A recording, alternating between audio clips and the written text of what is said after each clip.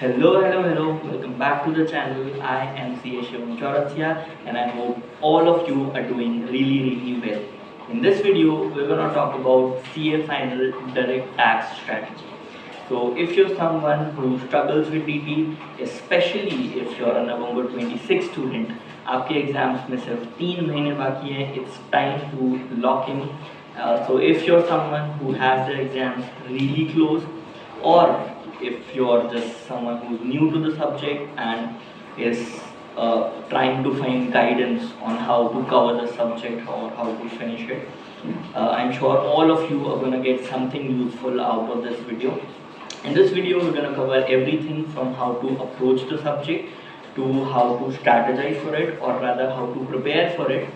And of course, I'm going to end this video with some sweet, small and crisp advice on how to tackle the 100 marks paper in the 3 hours of exams.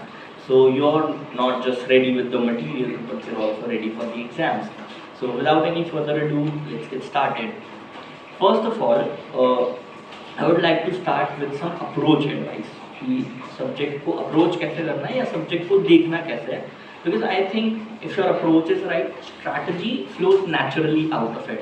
फिर strategise करने में या prepare करने में उतने efforts नहीं लगते जितने एक बुरे या एक अनऑप्टिमल अप्रोच के साथ लगते हैं.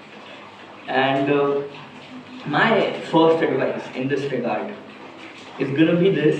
There's a little thought exercise that I'd like for you to do, and I used to do this myself too, and it used to help me a lot in my DT preparations, and I'm hoping it's gonna help anyone watching this video too. It's that while studying DT, जब भी आप कोई provision पढ़ रहे हैं, always try to imagine that you are a tax consultant. और आप जो भी प्रोविजंस पढ़ रहे हैं, now you gonna have to explain those provisions to a client of yours who comes from a non commerce non tax background. क्योंकि जब आप एक टैक्स कंसल्टेंट के शूज़ में बैठते हैं और ये सोचते हैं कि you are studying for your client, तो आपके दिमाग में काफ़ी तरह के पर्सपेक्टिव, नए पर्सपेक्टिव्स आने चालू होते हैं, नए सवाल आने चालू होते हैं. जैसे अब आपको वो प्रोविज़न इतने सिंपली समझना और समझाने के लिए रेडी होना पड़ेगा कि एक नॉन टैक्स, एक नॉन कॉमन बैकग्राउंड वाले इंसान को भी आप एक्सप्लेन करने में कंफर्टेबल हो. You gonna start asking yourself कि इस प्रोविज़न से किसी आपके क्लाइंट के इनकम पे और टैक्स लायबिलिटी पे क्या असर पड़ रहा है. आप सोचने लगते हो कि सरकार क्यों ये प्रोविज़न लाना चाह रही होगी, क्या कोई टैक्स अवॉइडेंस कर्व करना चाहते थे हो, या कोई टैक्स प्लानिंग की अपॉर्चुनिटी लाना चाहते हैं हो, क्या इम्पैक्ट होता है उसका आपके क्लाइंट पे अगर वो बिज़नेस करते हैं, तो अगर वो हाउस रेंट करते हैं, तो अगर आपकी ये इनकम होती है तो वो इनकम होती है. तो you know this little thought exercise helps you in understanding DT in a very fresh manner. कि imagine you knew nothing about DT, imagine someone who knows nothing about DT, और अब उनके सामने how will you start this provision from the fundamentals. क्योंकि अब आपको समझाना होगा कि what was the rationale behind it, why this provision helps, who this provision helps, where this provision applies, what does the provision say. इन सब के बारे में फ्रेश अप्रोच आने लगता है आपका. So that is one thing that I think could help anyone watching this video. Another thing approach wise I'd like to tell you is that although it's a very cliche line, it's been said 1,000 times before this, and I'm gonna tell it to you for the 1,001st time, is that DT में बहुत सारा याद करना पड़ेगा. And it's a fact. And the earlier you start accepting it, the better for you. And I'm not saying कि आपको rote learning करनी होगी या बहुत ही dry theory learn करनी होगी, but from day one at least start accepting कि it's okay that I'm gonna have to store a lot of things in my brain, because that's just how DT is. So when down the line जब आपको realisation होता है कि यार बहुत सारी चीज़ें याद करनी पड़ रही हैं, it doesn't catch you out like out of the blue. Be clear from day one and be ready for that कि ठीक है बहुत सारी चीज़ें याद करनी होंगी, but with D T of course it does get simple, क्योंकि प्रोविजंस के पीछे एक सर्टेन मेंटालिटी आपको पता लगने लगती है. आपको पता लगने लगता है धीरे धीरे कि सरकार ने क्यों वो प्रोविज़न लाया होगा. आपको धीरे धीरे प्रोविज़न के पीछे की स्टोरी समझ आने लगती है, प्रैक्टिकल इम्प्लीकेशन समझ आने लगता है. So it gets easier too. But bear it in mind कि शुरू में चीज़ें लर्न करने में आपको हो सकता है कि थोड़े एफर्ट्स डालने पड़े, and it's okay, it does get better, trust me. The third thing that I'd like to tell you in this regard is that DT में you are going to make a lot of mistakes, and why I'm telling you this is because I want you to be ready for those mistakes. Sorry. And I want you to walk into the study session with that knowledge that it's okay to make mistakes. DT is मतलब वो nature ही है subject का कि it is inevitable कि आप गलतियाँ करेंगे और काफ़ी गलतियाँ करेंगे. So it's important that you know not to be disheartened by your mistakes. I've seen a lot of students do this.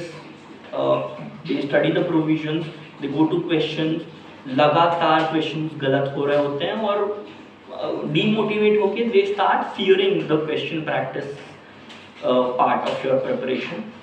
That is one mistake that you really need to avoid. That is one thing that you need to accept in your heart कि ठीक है यार, मतलब DT में गलतियाँ होती ही हैं. That is the nature of the subject.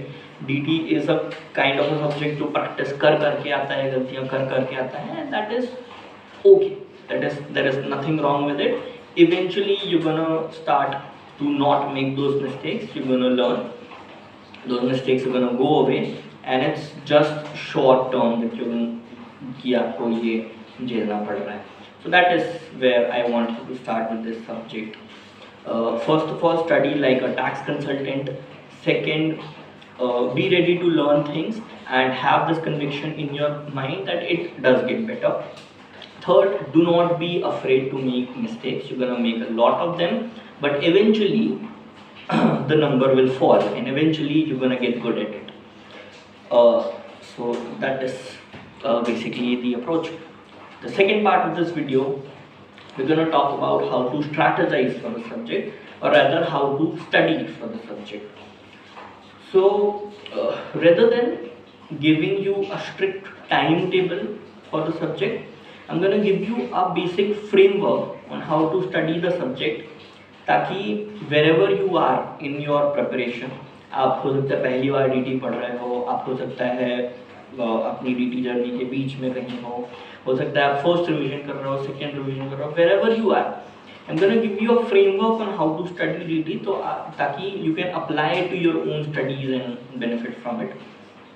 तो सबसे पहले तो DT के चैप्टर्स किस सीक्वेंस में पढ़ें. In this regard, there's not much advice to be given, to be honest. DT में बहुत ज़्यादा फ़ायदा नहीं होता है चैप्टर के सीक्वेंस को आगे पीछे करके. आई विल से कि आप मॉड्यूल का सीक्वेंस फॉलो कर सकते हैं, या फिर जो भी फैकल्टी की किताब फॉलो कर रहे हैं उसका सीक्वेंस फॉलो कर सकते हैं. DT में it very seldom helps to change the sequence of the chapters, क्योंकि DT has a natural flow to its chapter. तो आई विल एडवाइस कि आप या तो मॉड्यूल का चैप्टर फ्लो फॉलो कीजिए, या फिर जो भी फैकल्टी की बुक आप प्रेफर करते हैं उनका चैप्टर फ्लो फॉलो करिए. But how to study those chapters is a different concern all together.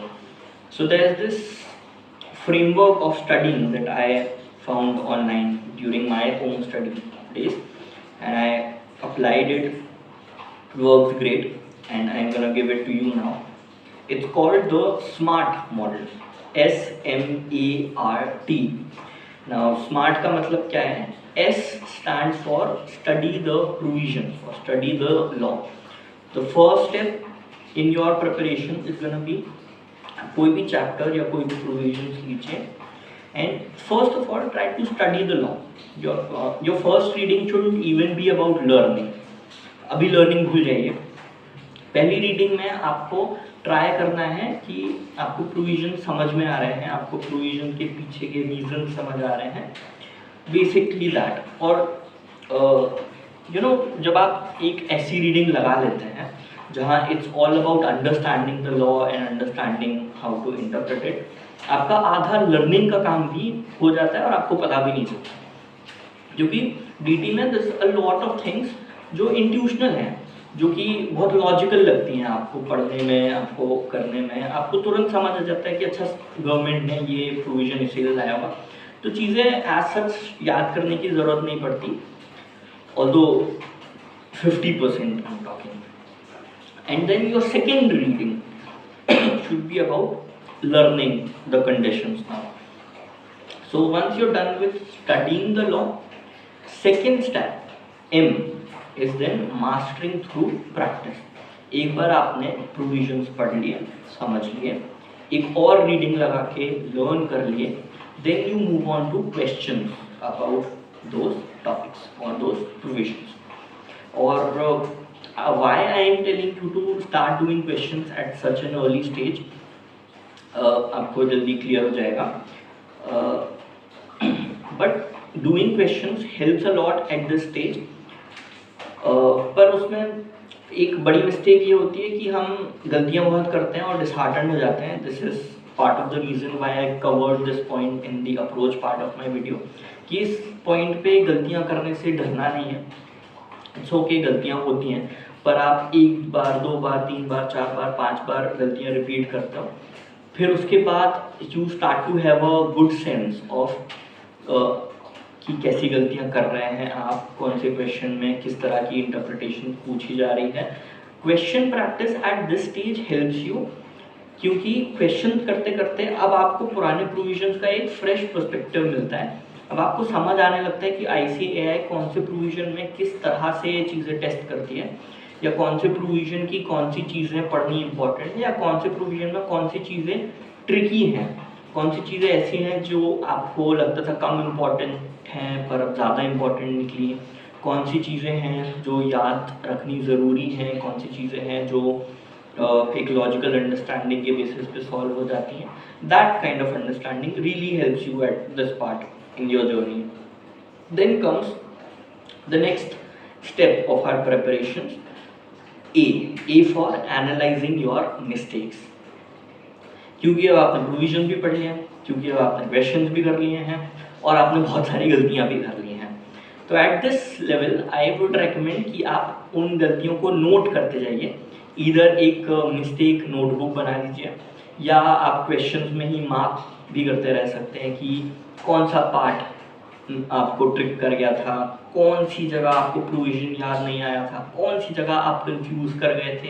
ये चीज़ें मार्क करते जाइए and then sit with those mistakes and try to analyse them, because mistakes will tell you directly कि आप कहाँ lag कर रहे हैं अपनी प्रिपरेशन में. हो सकता है कि आप रिटेंशन में लैग कर रहे हो और आपको रेट्स या एग्जैक्ट प्रोविजंस याद ना आ रहे हो. That is one thing that you can work on. हो सकता है आप इंटरप्रिटेशन में कोई मिस्टेक कर रहे हो सकता है कि आप लॉ के कुछ प्रोविजंस को इनफ बारीकी से नहीं पढ़ रहे हो जितनी बारीकी से एग्जामिनर चाहता है. Analysis of your mistakes tells you about all of these things, कि आपके स्टडी पैटर्न्स में कहाँ कमियां हैं जिनको आप करेक्ट कर सकते हैं. Which then brings us to the fourth step of this model, which is R for revision. अब जब आपने प्रोविजंस पढ़ लिए हैं, अब जब आपने क्वेश्चंस कर लिए हैं, क्वेश्चंस करके बहुत सारी गलतियां भी कर ली हैं, गलतियां नोट करके उनको एनालाइज करके अपने पढ़ने के तरीकों में कमियां भी निकालनी है. अब आप जब रिविजन करेंगे तो you gonna have a very fresh perspective. अब आप जब प्रोविजंस पढ़ेंगे तो आपके दिमाग में तुरंत वो गलतियां और तुरंत वो क्वेश्चंस आ रहे होंगे जो ICAI पूछता है और जो गलतियां आप यूजुअली करते हैं, and now when you read those provisions once again, तो आपको एक पूरा होलिस्टिक अप्रोच दिख जाता है उस प्रोविजन का कि अच्छा ये प्रोविजन में ये चीज़ में I usually make mistakes, so I am going to do this very nicely, या फिर ये प्रोविजन में ये पर्टिकुलर चीज़ के बारे में ICAI asks a lot of questions, so I'm going to do this very well. You know, revision at this level in your preparation really helps you a lot, क्योंकि अब आप एक holistic approach के साथ revise कर रहे हैं, which then brings us to our last step, T for test your knowledge. In this regard, my advice is do not wait for the completion of your syllabus, mocks या tests देने के लिए. After every chapter PYQs उठा लीजिए पिछले 3 से 4 attempts के, और क्वेश्चन सॉल्व करने बैठ के, do a written practice, written timed practice, and then try to mark yourself very honestly. And why I am telling you कि आप चैप्टर बाय चैप्टर टेस्ट दीजिए, ना कि सिलेबस कंप्लीट होने के लिए रुकिए, क्योंकि a lot of the time जब आप सिलेबस कंप्लीट करने के पीछे भागते हैं तो हमें अंदर से फील होता है like we are not ready to give that mock, and that feeling basically never goes away. तो बेसिकली कई बच्चे इस फीलिंग के चक्कर में कभी मॉक दे ही नहीं पाते, एंड राइटिंग अ मॉक और at least writing PYQ questions is very much important for your studies, because I believe that जितनी गलतियाँ आप एग्जाम से पहले कर लोगे, एग्जाम्स में वही गलतियाँ नहीं करनी पड़ेंगी. It's better to fail before the exams than to fail at the actual exams, right? तो चैप्टर वाइज करते जाते हैं तो ऐसा होता है कि प्रोविजंस हमारे दिमाग में फ्रेश होते हैं, ज़्यादा कॉन्फिडेंट लग रहा होता है, चीज़ें थोड़ी मैनेजेबल होती हैं. अगर आप कोई गलतियाँ करते हैं उस चैप्टर में या मॉक के क्वेश्चन आपसे नहीं बनते, you can immediately go back to the provisions, redo them, थोड़ा मैनेजेबल लगता है दिमाग में, that is why. And another thing is that why I'm telling you to do a timed written practice is because exams में directly वो time pressure लेना sometimes it gets to be a lot. कभी कभी बहुत pressuring हो जाता है, हमें क्वेश्चन बन रहे होते हैं पर हम टाइम से लिख नहीं पाते हैं, उसकी वजह से काफ़ी प्रॉब्लम्स अल्टीमेटली एग्जाम्स में बच्चे फेस करते हैं. दैट इज़ वाई जितने शुरू से आप एग्ज़ाम सॉरी जितने शुरू से आप एक एग्ज़ाम सिमुलेशन इन्वायरमेंट में पेपर लिखने की कोशिश करेंगे, उतना ही आपको फ़ायदा होगा एग्ज़ाम्स में. So always remember SMART, S for study the law, M for master through practice, A for analyse your mistakes, R for revise, and T for test your knowledge. And this is how you are going to complete your DT syllabus in such a way that it sticks. Okay, so this brings us to the last part of our video, which is how to complete the paper in the 3 hours that you get in your exams. It's quite straightforward. First of all, I would advise कि जो पहला वाला mandatory question होता है, do not start from there, क्योंकि बड़ा question होता है, थोड़ा tricky होता है, usually नए points देखने मिल जाते हैं उसमें. तो यू नो स्टार्टिंग में हम थोड़े लेजरली पेस पे होते हैं, हमें एक्चुअली पता नहीं होता कि हमें कितना पेस मेंटेन करना चाहिए. शुरुआत में हम आराम से सोचते हैं, आराम से लिखते हैं, और कई बार पहले क्वेश्चन की वजह से हम इतना टाइम गवा देते हैं कि ultimately it leads to time crunches in your paper. So the way that I would advise you to do the paper is select your 2 best descriptive questions, do them other than the first mandatory question, do them within the first hour. Pick your 3rd best question, do that at the start of the 2nd hour, then pick up MCQs 30-40 minutes में वो करिए. Then do the last 2 questions including the first mandatory question. Of course इसका exception ये होगा, I might edit this part out, I might not. Cool. So where were we? Yes, so in the second hour, do your third best descriptive answer and then MCQs. In your third hour, you can do your least best descriptive question, including the first mandatory question. The exception to this would be अगर आपको mandatory question बहुत ही अच्छे से आ रहा है and if you're sure कि आप वो question timely और correctly फटाफट अटेम्प्ट कर सकते हैं, then you can of course shift it ahead. But generally I would advise you to take it to the last और क्योंकि जितना भी बनता है आप फटाफट लिख सकते हैं. You can save your time and efforts in this manner, and yeah, this is how you complete your paper. And this is it for today's video. I wish you all the very best for your exams, and I hope that you are going to become very quality chartered accountants in the future. All the very best. See you later.